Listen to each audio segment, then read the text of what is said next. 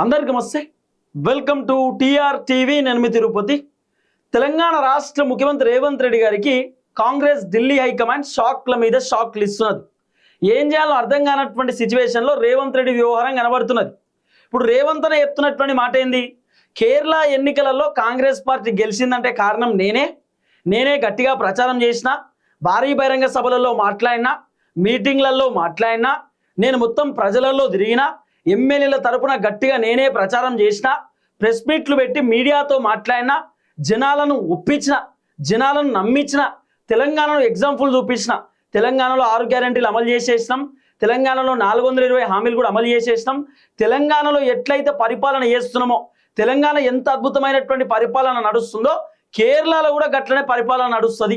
తెలంగాణలో ఎట్లయితే అద్భుతమైనటువంటి అభివృద్ధి చేస్తున్నామో కేరళలో కూడా గట్లనే అభివృద్ధి చేస్తామని చెప్పి తెలంగాణ రాష్ట్ర ముఖ్యమంత్రిగా నేను చెప్తున్నా అని చెప్పి కేరళలో నేను చెప్పిన, నా మాటలు నమ్మి కేరళలో ఉన్నటువంటి జనం మొత్తం గంపగుత్త కాంగ్రెస్ పార్టీకే ఓట్లేసిరు, కాంగ్రెస్కే ఓటేసి గెలిపించిరు.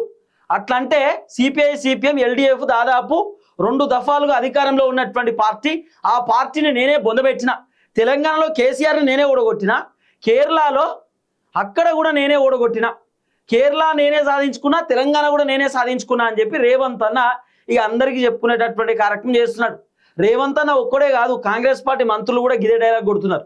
మేము పోయి గట్టిగా ప్రచారం చేసినాం కాబట్టి, గ్రౌండ్లో తిరిగినాం కాబట్టి మా తెలంగాణలో అద్భుతాలు చేస్తాం, తెలంగాణలో మొత్తం భూకంపం బదలు కొట్టేసినాం, తెలంగాణలో జనాలు మొత్తం సంతోషంగా ఉన్నారని చెప్పి కేరళ జనాలకు చెప్పుడుతోటే వాళ్ళంతా నమ్మి మాకు ఓట్లేసిర్రు. కాబట్టి కేరళలో కూడా మంచి పరిపాలన అందిస్తాం, కేరళలో కూడా అద్భుతాలు చేస్తామని చెప్పి మంత్రులు కూడా డైలాగులు కొట్టేటటువంటి కార్యక్రమం చేస్తున్నారు. దాదాపు 5-6 రోజులు మొత్తం తెలంగాణ విడిచిపెట్టిరు. మంత్రులు, ముఖ్యమంత్రి అంతా విడిచిపెట్టి పోయి కేరళ ఎన్నికల ప్రచారం చేసిరు. ఆఖరికి తెలంగాణ ప్రజల సొమ్ము రేవంత్ రెడ్డి కేరళలో ఖర్చు పెట్టిండు. రేవంత్ రెడ్డి కేరళలో ఎన్నికల ప్రచారంలో పేపర్ల కోసం, ఆ పేపర్లలో యాడ్స్ కోసం దాదాపు కోట్ల రూపాయల ఖర్చు చేసిండు. తెలంగాణలో ఎట్లయితే 6 గ్యారెంటీలు అమలు అవుతున్నాయో కేరళలో కూడా అమలు చేస్తాం, తెలంగాణలో ఎట్లయితే పచ్చగా ఉన్నదో కేరళలో కూడా అంత పచ్చగా ఉంటుంది, ఏం ఇబ్బంది ఉండదు, కాంగ్రెస్ అధికారంలోకి వచ్చుడుతో మొత్తం సెటిలైట్ అవుతుంది అని చెప్పి రేవంత్ రెడ్డి రకరకాల ముచ్చట్లు చెప్పేటటువంటి కార్యక్రమం చేస్తున్నాడు. అంతా బాగానే ఉంది, ఓకే సరే, నేను చేయబట్టే కాంగ్రెస్ అక్కడ 63 సీట్లతోటి కేరళలో అధికారంలోకి వచ్చిందని చెప్పి రేవంత్ అన్న చెప్తున్నాడు. తెలంగాణ మంత్రులు కూడా మేము పోయి గట్టిగా ప్రచారం చేసినాం కాబట్టి ఎమ్మెల్యేలు గెలిచినారు, కాంగ్రెస్ అధికారంలోకి వచ్చిందని ఎవరు డప్పాలు కొట్టుకుంటున్నారు. ఇప్పుడు రాహుల్ గాంధీ ఉత్తదేనా మరి, లేకపోతే ప్రియాంక గాంధీ ఉత్తదా? వాళ్ళు అక్కడ ఎంపీగా గెలిచినారు. రాహుల్ గాంధీ పార్టీ అధ్యక్షుడు, కథ అగ్రనాయకుడు, ఢిల్లీని శాసిస్తున్నటువంటి వ్యక్తి. మరి రాహుల్ గాంధీ గ్రౌండ్లో తిరిగింది ఉత్తదేనా? ఇప్పుడు రేవంత్ రెడ్డి ముఖం చూసే మొత్తం కేరళలో ఉన్నటువంటి జనం ఓట్లేసిరా, రాహుల్ గాంధీని చూసి కాదా? ఇప్పుడు ఇక్కడ 2 సినారియోలు ఉన్నాయి, నెంబర్ 1, నెంబర్ 2. ఈ 2 అంశాలు మనం పిన్ టు పిన్ మాట్లాడుకునేటటువంటి కార్యక్రమం చేద్దాం. తెలంగాణలో కాంగ్రెస్ అధికారంలోకి ఎట్లొచ్చింది, కేరళలో కాంగ్రెస్ అధికారంలోకి ఎట్లొచ్చింది, అసలు కాంగ్రెస్ అధికారంలోకి రావడానికి గల కారణం ఏంది? మరి ఇదంతా రేవంత్ రెడ్డి పైన ఉన్నటువంటి పాజిటివా? రేవంత్ రెడ్డిని నమ్మి జనాలు ఓట్లేసిరా? రేవంత్ రెడ్డిని నమ్మి కాంగ్రెస్ అధికారంలోకి వస్తుందా? అసలు జరుగుతున్నటువంటి పరిణామం ఏంది? కాంగ్రెస్ హైకమాండ్ రేవంత్ రెడ్డిని ఏమంటారు, రేవంత్ రెడ్డిని ఎట్లా హెచ్చరిస్తున్నారు, రేవంత్ రెడ్డిని కాంగ్రెస్ హైకమాండ్ ఏ విధంగా జాగ్రత్తగా ఉండమంటారు అనేది పిన్ టు పిన్ ఈ వీడియోలో డిస్కస్ చేద్దాం. ఫస్ట్ టైం మన ఛానల్ చూస్తున్న వాళ్ళు దయచేసి సబ్స్క్రైబ్ చేయండి, షేర్ చేయండి, లైక్ చేయండి. మీరు సబ్స్క్రైబ్ చేసుకోవడం ద్వారా నాకు ధైర్యం వస్తుంది, బలం వస్తుంది. నేను ఇంకా ప్రజా సమస్యల పైన గట్టిగా మాట్లాడతా, ప్రభుత్వాన్ని గట్టిగా ప్రశ్నిస్తా. రైట్గా టాపిక్లోకి పోతే, ఇగో పాయింట్ నెంబర్ 1 మనం ఒకసారి పిన్ టు పిన్ డిస్కస్ చేసుకుందాం. కేరళ ఎన్నికలలో దాదాపు 63 సీట్లతోటి కాంగ్రెస్ పార్టీ అధికారంలోకి వచ్చింది. అట్లని తెలంగాణ రాష్ట్రంలో కూడా 2023 ఎన్నికలలో 63 సీట్లతోటి కాంగ్రెస్ పార్టీ అధికారంలోకి వచ్చింది. సరే, ఇప్పుడు ఏమంటున్నారు, తెలంగాణలో కాంగ్రెస్ అధికారంలోకి వచ్చిందంటే కారణం రేవంత్ రెడ్డి అనేటటువంటి మాట రేవంత్ అన్న చెప్పుకుంటున్నాడు. కాంగ్రెస్ పార్టీకి సంబంధించిన లీడర్లు కూడా అదే ముచ్చడి చెప్పుకుంటున్నారు. కానీ వాస్తవానికి రియాలిటీ మాట్లాడుకుంటే 2023 ఎన్నికలలో తెలంగాణ రాష్ట్రంలో కాంగ్రెస్ అధికారంలోకి రావడానికి కారణం రేవంత్ రెడ్డి కాదు, కాంగ్రెస్ పార్టీ ఎమ్మెల్యేలు కాదు, ఎంపీలు కాదు, మంత్రులు కాదు, ఎమ్మెల్సీలు కాదు. కాంగ్రెస్ అధికారంలోకి రావడానికి ఒకే ఒక్క రీజన్, కేసీఆర్ పైన ఉన్నటువంటి వ్యతిరేకత. కేసీఆర్ పైన భయంకరమైన వ్యతిరేకత వచ్చింది. కేసీఆర్ బీఆర్ఎస్ పార్టీలో ఉన్నటువంటి ఎమ్మెల్యేలు వాళ్ళు భూ కబ్జాలు చేసిరు, దందాలు చేసిరు, కొంతమంది ఎమ్మెల్యేలు మహిళలను ఇబ్బంది పెట్టారు, కొంతమంది ఎమ్మెల్యేలు రకరకాల అరాచకానికి పాల్పడ్డారు, మంత్రులు కూడా అరాచకం చేసిరు. ఇవన్నీ చేసిరని చెప్పి కేసీఆర్కి తెలిసినప్పటికీ కూడా ఆ ఎమ్మెల్యేలు అవినీతి పరులు అని చెప్పి తెలిసినప్పటికీ కూడా కేసీఆర్ మళ్ళీ వాళ్ళకే టికెట్లు ఇవ్వడం, ఈ ఎమ్మెల్యే ఇక్కడ ఓడిపోతాడు ఆయనకు టికెట్ ఇవ్వద్దు అని చెప్పి జనాలు చెప్పినా కూడా కేసీఆర్ ఓడిపోయేటటువంటి ఎమ్మెల్యేకి టికెట్ ఇవ్వడం, ఆ ఎమ్మెల్యే పైన ఉన్నటువంటి వ్యతిరేకత మొత్తం అంతా కూడా కాంగ్రెస్ పార్టీ ఎమ్మెల్యేలకు ఫేవర్ అయి కాంగ్రెస్ పార్టీ ఎమ్మెల్యేలు గెలిచారు. ఇప్పుడు ఎట్లా ఉంటుంది కథ? ఇప్పుడు Congress party versus BRS party, ఈ రెండు పార్టీలు మాత్రమే ప్రధానంగా తెలంగాణలో జోరు మీద ఉన్నది. 2023 ఎన్నికలలో వాస్తవానికి భారతీయ జనతా పార్టీ కూడా ఉన్నది, కానీ బీజేపీ పార్టీ కొంత డౌన్ అయింది. బీజేపీ పార్టీ గ్రౌండ్లో అంత ఎక్కువ తిరగలే, గ్రౌండ్ వదిలేసిరు, కొత్త వాళ్ళకి టికెట్లు ఇచ్చిరు, ఎవరు పడితే వాళ్ళకే టికెట్ ఇచ్చి ముందుకు పొమ్మని చెప్పారు. సో ఇక్కడ బీఆర్ఎస్ గవర్నమెంట్ 2 సార్లు ఉన్నది, అంటే దాదాపు 10 సంవత్సరాలు బీఆర్ఎస్ గవర్నమెంట్. అయితే బీఆర్ఎస్ గవర్నమెంట్ మీద జనాలు విపరీతమైనటువంటి వ్యతిరేకతతో ఉంటుండే. కేసీఆర్ వద్దు అనుకున్నారు జనాలు, మంచో చెడో వేరే వాళ్ళకి అవకాశం ఇద్దాం, ఇక కేసీఆర్ని 10 సంవత్సరాలు చూసినాం, వేరేటోళ్ళకి కూడా అవకాశం ఇద్దామనేటటువంటి ఆలోచనతోటి అప్పుడు బీఆర్ఎస్ పార్టీ కాదంటే మరి ఆల్టర్నేట్ పార్టీ ఏముంది తెలంగాణలో? ఉన్నది కాంగ్రెస్, బీజేపీ. బీజేపీ ఇప్పటికీ కూడా అధికారంలోకి వచ్చే పరిస్థితి లేదు. బీజేపీ నుండి పోటీ చేసినటువంటి ఎమ్మెల్యేలు కూడా అక్కడ గ్రౌండ్ లెవెల్లో పెద్దగా తెలియదు, వాళ్ళు కూడా గ్రౌండ్లో తిరగలే. బీజేపీ పార్టీకి సంబంధించిన ఎమ్మెల్యేగా పోటీ చేసినటువంటి వాళ్ళు. ఇక బీఆర్ఎస్ కాకపోతే ఆల్టర్నేట్ పార్టీ కాంగ్రెస్. సో జనాలు ఆల్టర్నేట్ వెతుక్కున్నారు. ఆల్టర్నేట్ ఏంది? కాంగ్రెస్. రేవంత్ రెడ్డి ముఖం చూసో కాంగ్రెస్ పార్టీ లీడర్ల ముఖం చూసి చేయలే. బీఆర్ఎస్ పైన ఉన్నటువంటి వ్యతిరేకత, కేసీఆర్ పైన ఉన్న వ్యతిరేకత, కేసీఆర్ మాకు వద్దు అనుకొని ఇక కేసీఆర్ పార్టీ కాకపోతే రెండో పార్టీ ఏముంది? కాంగ్రెస్. కాబట్టి ఆయనతో కేసీఆర్ పైన కోపంతో మొత్తం కాంగ్రెస్ పార్టీ ఓటేసారు. అసలు జరిగినటువంటి కథ ఇది. నేమని అంటేనేమో రేవంత్ అన్న నేను పాదయాత్ర చేసిన కాబట్టే, నేను మీటింగ్లు పెట్టినా సభలు పెట్టినా కాబట్టే జనాలు నాకు ఓట్లు వేసిరా అంటాడు. మరి అట్లంటే కేసీఆర్ 39 సీట్లు వచ్చినాయి కదా. ఇప్పుడు ఢిల్లీ హైకమాండ్ కూడా రేవంత్ రెడ్డి చెప్తున్నటువంటి మాట ఇదే. కేసీఆర్ పైన ఉన్నటువంటి వ్యతిరేకత తోటి కాంగ్రెస్ పార్టీ అధికారంలోకి వచ్చింది తప్ప కాంగ్రెస్ పార్టీ పైన ఉన్నటువంటి ప్రేమ కాదు, కాంగ్రెస్ పార్టీ పైన ఉన్నటువంటి పాజిటివ్నెస్ కాదు. ఇది మీరు గుర్తుపెట్టుకోండి అని చెప్పి రాహుల్ గాంధీ స్వయంగా రేవంత్ రెడ్డి చాలాసార్లు గుర్తు చేస్తున్నట. ఆఖరి ఢిల్లీ హైకమాండ్ కేసీ వేణుగోపాల్, మల్లికార్జున ఖర్గే, మీనాక్షి మేడం వీళ్ళందరూ రేవంత్ రెడ్డి గుర్తు చేస్తున్నట. బీఆర్ఎస్ పార్టీ పైన ఉన్న వ్యతిరేకత, కేసీఆర్ పైన ఉన్న వ్యతిరేకత మొత్తం కూడా కాంగ్రెస్ పార్టీకి పాజిటివ్ అయి కాంగ్రెస్ అధికారంలోకి వచ్చింది 2023లో. ఇప్పుడు కాంగ్రెస్ పైన ఉన్నటువంటి వ్యతిరేకత రేపటి రోజు భారతీయ జనతా పార్టీ పైన పాజిటివ్ కావచ్చు, లేకపోతే మళ్ళీ బీఆర్ఎస్ పైన పాజిటివ్ కావచ్చు. కాబట్టి వ్యతిరేకతను తగ్గించుకోండి. వ్యతిరేకత పెరుగుతుంది, రోజు రోజుకు కాంగ్రెస్ పైన భయంకరమైన వ్యతిరేకత వస్తుంది, మీకు ఖచ్చితంగా ఇబ్బంది అవుతుంది అనేటటువంటి విషయాన్ని ఢిల్లీ హైకమాండ్ ఎప్పటికప్పుడు రేవంత్ రెడ్డి చెప్తున్నారు. రేవంత్ అన్నకు రియాలిటీ తెలుసు. బీఆర్ఎస్ పైన ఉన్నటువంటి వ్యతిరేకత మొత్తం కాంగ్రెస్ కు ఓట్లు పడి కాంగ్రెస్ అధికారంలోకి వచ్చిందనే విషయం రేవంత్ అన్నకు తెలుసు. అట్లనే రేవంత్ అన్నకి ఇంకో విషయం ఏం తెలుసుకోవాలంటే, మా కాంగ్రెస్ పైన కూడా వ్యతిరేకత ఉన్నది, మరి ఈ వ్యతిరేకతకు సంబంధించినటువంటి ఓట్లన్నీ కూడా మళ్ళీ బీఆర్ఎస్ పోతాయేమో అనేటటువంటి విషయాన్ని కూడా రేవంత్ అన్న బాగా యాద్ చేసుకోవాలి.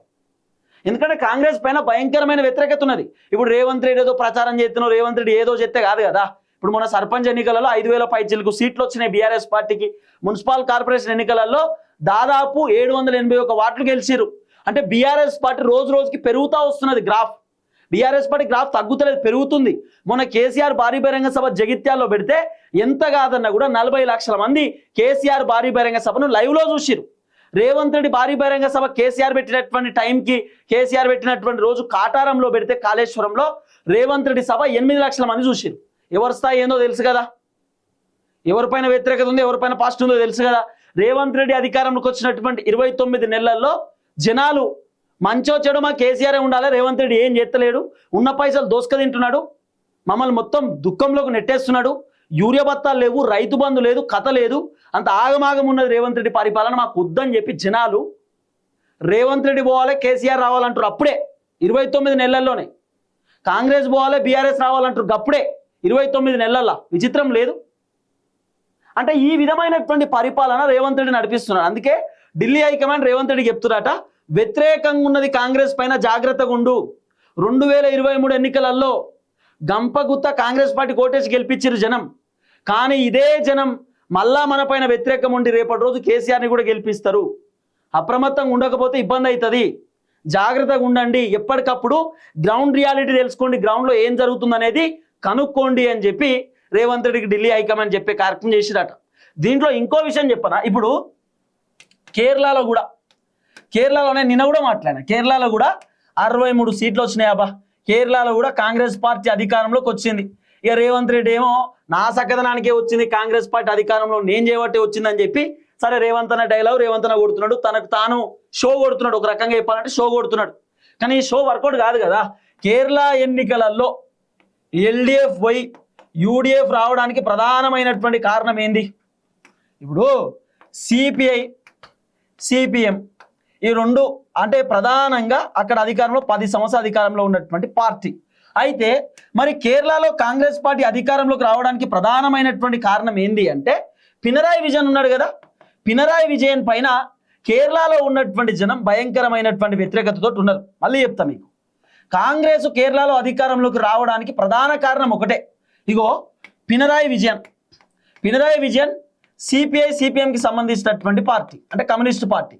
ఈ పినరాయి విజయన్ దాదాపు ఒక 5-10 సంవత్సరాలు పరిపాలించినటువంటి వ్యక్తి. ఈ పినరాయి విజయన్ ఈయన పైన కేరళలో ఉన్నటువంటి జనానికి కోపం వచ్చింది. ఇక చాలు ఈయన పరిపాలన చూసింది. ఆల్టర్నేట్ పార్టీ ఏది? ఇప్పుడు పినరాయి విజయన్ పైన వ్యతిరేకం ఉన్నది.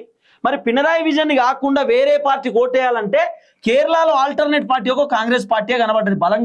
బలంగా ఉన్నటువంటి పార్టీ కాంగ్రెస్. కాబట్టి పినరాయి విజయన్ పైన ఉన్నటువంటి వ్యతిరేకత ఓట్లు మొత్తం కూడా కాంగ్రెస్ పార్టీకి పోయినాయి.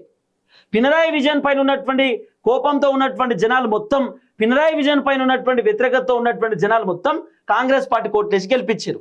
అంతే తప్ప రేవంత్ రెడ్డిని చూసో, రాహుల్ గాంధీని చూసో, కాంగ్రెస్ పార్టీ ఎమ్మెల్యేలను చూసో, కాంగ్రెస్ పార్టీ పర్ఫార్మెన్స్ చూసి కాదు. పినరాయి విజయన్ మంచిగా పనిచేస్తలేడు. పినరాయి విజయన్ ఓవర్ యాక్షన్ ఎక్కువైపోయింది. ఆయన ముసలోడు అయిపోయిండు. వాళ్ళ పార్టీ వాళ్ళు కూడా చక్కగా పనిచేస్తలేరు. వాళ్ళు మళ్ళీ అధికారంలోకి ఇస్తే ఓవర్ యాక్షన్ చేస్తారు. మంచో చెడో మార్పు కావాలి. మాకు మార్పు కావాలంటే ఆల్టర్నేట్ పార్టీకి ఓటేయాలి. మరి కేరళలో ఇంకో ఆల్టర్నేట్ పార్టీ ఏంది? ఇప్పుడు పినరాయి విజయన్ పార్టీ కాకుండా ఇంకో పార్టీ ఏది ఉన్నది అంటే బలంగా ఉన్న పార్టీ కాంగ్రెస్. కాబట్టి జనాలు మొత్తం కాంగ్రెస్ పార్టీకి ఓటేసారు. ఈ విషయాన్ని కూడా రాహుల్ గాంధీ రేవంత్ రెడ్డి చెప్పిండట. వ్యతిరేకత ఓట్లతో కాంగ్రెస్ అధికారంలోకి వస్తుంది. గతంలో ప్రభుత్వం ఏదైతే ఉందో, గతంలో ప్రభుత్వం ఏదైతే వ్యతిరేకం ఉన్నటువంటి ఉన్నాయో ఆ ప్రభుత్వం పైన వ్యతిరేకత ఉన్నటువంటి ఓట్లు మొత్తం కూడా మనకు ఫేవర్ అవుతున్నాయి, మనకు పాజిటివ్ అవుతున్నాయి అని చెప్పి చాలా క్లియర్గా రాహుల్ గాంధీ కూడా రేవంత్ రెడ్డితో చెప్పేటటువంటి కార్యక్రమం చేసిరట. మరి ఎక్కడి దాకా ముందుకు పోతుంది, ఏం కథ, ఈ విషయం అంతా కూడా చూడాలి. మొత్తానికైతే రేవంత్ రెడ్డి ఇప్పుడు పరిశాన్లు ఉన్నాడు. మళ్ళీ గెలుతామా ఓడిపోతామా ఇదంతా చూస్తుంటే రేవంత్ అనేది అర్థమవుతుంది కదా. కేరళలో పినరాయి విజయన్ పైన ఉన్నటువంటి వ్యతిరేకత మొత్తం కూడా కాంగ్రెస్ పార్టీకి ఫేవర్గా పడ్డాయి. తమిళనాడులో స్టాలిన్ ఆయన ఓడిపోయిండు. మరి ఘోరంగా ఎమ్మెల్యేగానే ఓడిపోయిండు. రేవంత్ రెడ్డికి అర్థమైంది కథ. తమిళనాడులో కొత్త పార్టీ, కొత్త హీరో, అంటే హీరో, మంచి స్టార్డమ్ ఉన్నటువంటి హీరో, కొత్త పొలిటికల్ పార్టీ పెట్టినటువంటి 3 సంవత్సరాలకే తమిళనాడులో టీవీకే పార్టీ అధికారంలోకి వచ్చింది. స్టాలిన్ని చిత్తు ఓడగొట్టిరు. కొత్త అభ్యర్థులు గెలిచిరు తమిళనాడులో. ఇదంతా రేవంత్ రెడ్డికి అర్థమైంది. తమిళనాడులో కూడా వేరే పార్టీ అధికారంలోకి వచ్చింది, టీవీకే పార్టీ వచ్చింది. ఇది ఎక్కడ పర్సన్, ఇది ఎక్కడ కథ, అంత విచిత్రంగా ఉంది కదా అనేది రేవంత్ రెడ్డికి సినిమా మొత్తం అర్థమైపోయింది. అందుకే ప్రభుత్వాల పైన ఉన్నటువంటి వ్యతిరేకత ఓట్లు మొత్తం కూడా ప్రతిపక్ష పార్టీకి పోయి ప్రతిపక్షం అధికారంలోకి వస్తుంది. అంటే రేపటి రోజు మళ్ళీ బీఆర్ఎస్ అధికారంలోకి రావచ్చు, మేము జాగ్రత్తగా ఉండాలనేటటువంటి విషయం రేవంత్ రెడ్డికి అర్థమైపోయింది. చూద్దాం ఇక రేవంత్ అన్న పర్ఫార్మెన్స్ ఎట్లుంటుంది, ఏం కథ అనేది ముందు వేచి చూడాల్సినటువంటి అవసరం ఉంటుంది. అందరికీ నమస్తే, థ్యాంక్ యూ సో మచ్. జై తెలంగాణ.